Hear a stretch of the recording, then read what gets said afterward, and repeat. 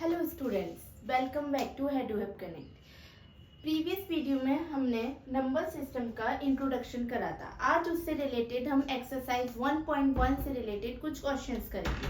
So the first question is zero a rational number, can you write it in the form p by q where p and q integers and q is not equal to 0. It means इस question में ये पूछा गया है कि zero एक आपका rational number है। अगर है तो आप उसको p बाई क्यू की फॉर्म में लिखिए, क्योंकि जो हमारे रेशनल नंबर होते हैं वो p बाई क्यू की फॉर्म में होते हैं जिसमें q is not equal to 0। अब इसने हमसे पूछा है कि जीरो क्या रेशनल नंबर है, तो जीरो।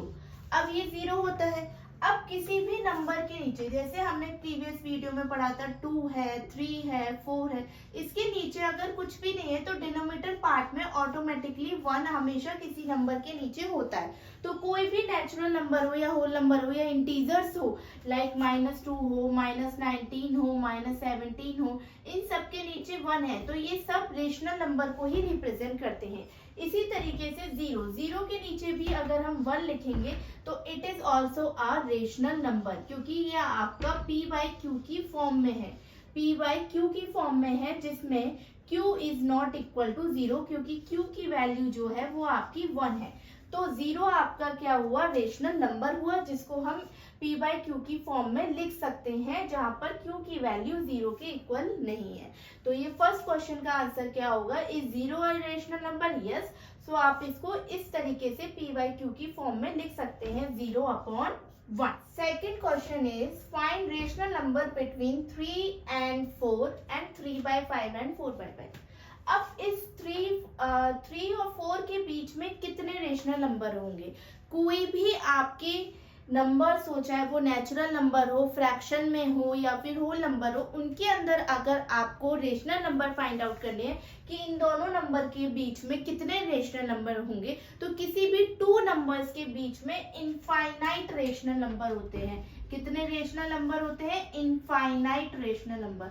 अगर किसी 2 नंबर के बीच में आपको रेशनल नंबर फाइंड आउट करना है तो उनके बीच में इनफाइनाइट रेशनल नंबर होते हैं। तो 3/3 और 4 के बीच में हमें रेशनल नंबर कितने फाइंड आउट करने हैं? Find rational number between, find 6 rational number.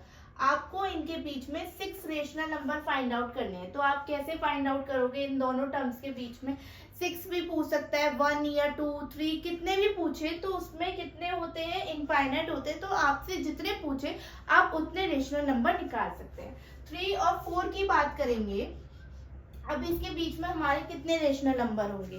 तो इसके लिए हम क्या करते हैं, पहले डिनोमिनेटर पार्ट को सेम बनाएंगे। डिनोमिनेटर पार्ट, अब यहाँ पे तो 1 है, बट 3 और 4 के बीच में कैसे आप रेशनल नंबर को लिखोगे? तो लेट्स 10 से आप मल्टीप्लाई कर दीजिए न्यूमरेटर और डिनोमिनेटर में, बोथ नंबर्स में। दोनों नंबर्स में अगर हम 10 से मल्टीप्लाई और डिवाइड कर देंगे तो ये क्या होगा, इन दोनों का डिनोमिनेटर 10 बन जाएगा। डिनोमिनेटर अगर 1 होगा तो उसमें आप रेशनल नंबर फाइंड आउट करने में आपको थोड़ी डिफिकल्टी होगी। तो ये एक मेथड होता है कि हम जो नंबर्स के बीच में हमें रेशनल नंबर फाइंड आउट करने होते हैं उनके डिनोमिनेटर पार्ट को सेम कर लेते हैं। तो हमने 10 से मल्टीप्लाई और डिवाइड कर दिया। अब ये है कि अगर हम 10 से मल्टीप्लाई और डिवाइड करें तो इस नंबर पे कोई चेंज नहीं आता है, क्योंकि जब आप इसे कैंसिल आउट करोगे तो number as it is same वही रहता है, वैल्यू में कोई चेंज नहीं होता है। तो अब ये वैल्यू आपकी क्या हो गई, 30/10 हो गई है, और ये आपकी हो गई है 40/10। अब इसके बीच में आपको कितने रेशनल नंबर फाइंड आउट करने? 6 रेशनल नंबर। तो इसको आप लिख सकते हो 31/10, 32/10, 33/10, 34/10, 35/10 एंड 36/10, 36/10, 40/10। तो ये जितने भी आपके नंबर्स हैं, जितने आपको निकालने थे, ये इन दोनों के बीच में कितने रेशनल नंबर आ गए? 6 रेशनल नंबर आ गए। इसको निकालने का एक और मेथड होता है कि ये फर्स्ट मेथड है, this is your first method to find out the rational number between any 2 numbers. तो ये हमारा क्या था, फर्स्ट मेथड, जिसमें हम डिनोमिनेटर पार्ट को सेम कर लेते हैं और फिर उसके बीच में जितने नंबर आ सकते हैं हम उतने नंबर को लिख लेते हैं। तो इनफाइनाइट नंबर होंगे, हमने 6 नंबर फाइंड आउट करने थे तो हमने 6 लिख दिए। इसका सेकंड मेथड जो है वो इस तरीके से है। सेकंड मेथड में आपके 3 और 4 जो दो नंबर दिए हैं उनको ऐड कर लेते हैं और डिवाइडेड बाय 2। तो एक रेशनल नंबर ये आ गया, ये फर्स्ट रेशनल नंबर हो गया आपका, ये फर्स्ट रेशनल नंबर आ गया 3 और 4 के बीच में। अब कोई सा भी आप नंबर लो, 3 ले लो या 4 ले लो, फिर 7/2 से प्लस कर दो, 7/2 से। तो अब ये कितना आ जाएगा, 3 2 6, 6 + 7, 6 + 7 आपका हो गया 7 और 7 13/2, 13/2 हो गया। अब मैं इस 13/2 को 3 के साथ फिर लिख के दूसरा रेशनल नंबर निकाल सकती हूँ, ये आपका सेकंड रेशनल नंबर आ गया।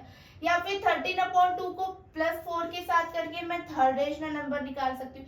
इसी तरीके से आप इन सारे रेशनल नंबर को इस सेकंड मेथड के थ्रू कर सकते हो। जो मेथड आपको सबसे इजी लगे आप उसके थ्रू रेशनल नंबर किन्हीं दो नंबर के बीच में निकाल सकते हो। सेकंड क्वेश्चन क्या था हमारा, सेकंड क्वेश्चन है कि find out the 6 rational number between 3/5 और 4/5। अब 3/5 और 4/5 के बीच में ऑलरेडी आपके क्या है, ऑलरेडी आपके डिनोमिनेटर पार्ट सेम है। तो इसमें आप रेशनल नंबर कैसे फाइंड आउट करोगे, इसमें हम सेकंड वाला मेथड यूज कर लेते हैं। 3/5 4/5 को ऐड कर लेते, कितना आ जाएगा, 7/5 आ जाएगा। 7/5 आपका फर्स्ट रेशनल नंबर हो गया। 7/5 + 3/5 कर लेते हैं तो आपका 10/5 आ जाएगा, ये आपका सेकंड रेशनल नंबर हो गया। 3/5 और 10/5 को ऐड कर लेते हैं तो हमारा 13/5 आ जाएगा। अब 13/5 और 4/5 को ऐड कर लेते हैं तो हमारा 17/5 आ जाएगा। इसी तरीके से आप रेशनल नंबर्स निकाल सकते हैं।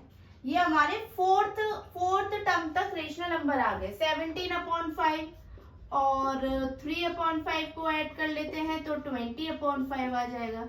इसी तरीके से 20/5 और 4/5 को ऐड कर लेते हैं तो 24/5 आ जाएगा।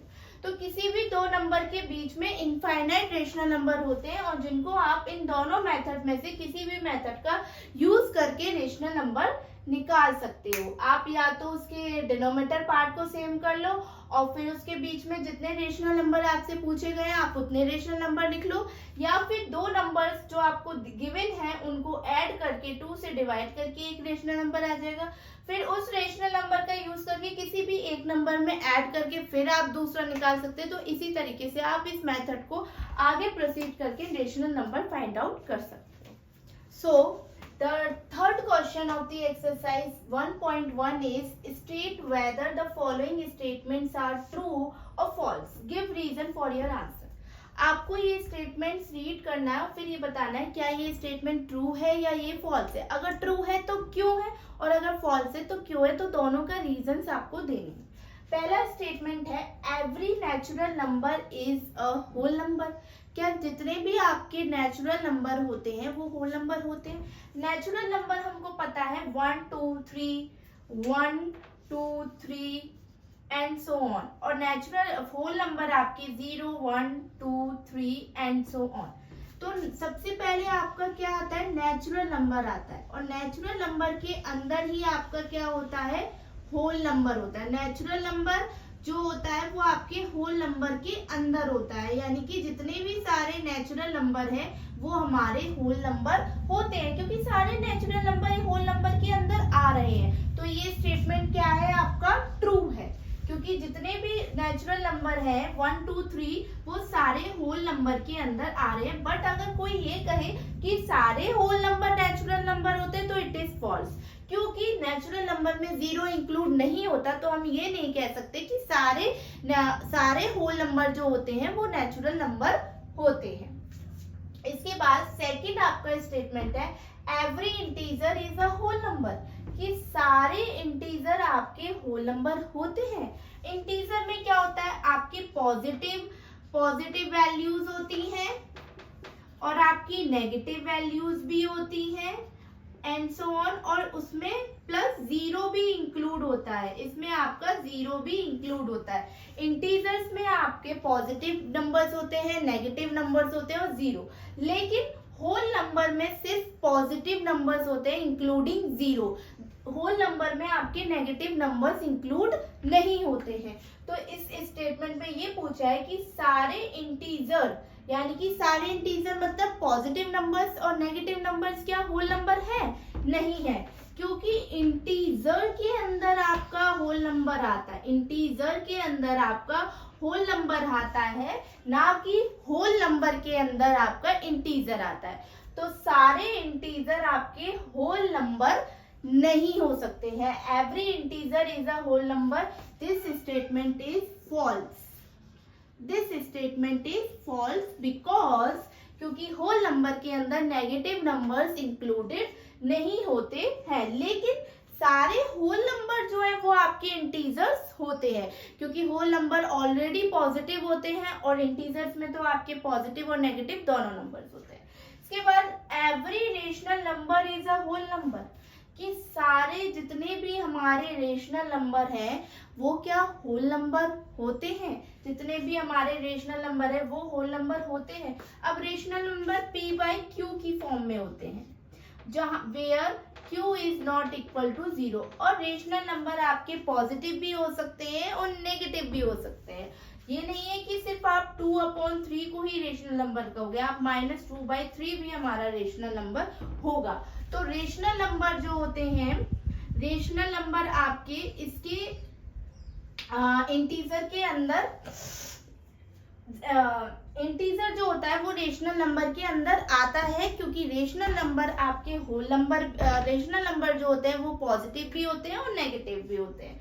तो एवरी रेशनल नंबर, यानी कि जितने भी रेशनल नंबर हैं, इज अ होल नंबर, कि सारे रेशनल नंबर क्या आपके होल नंबर होते हैं?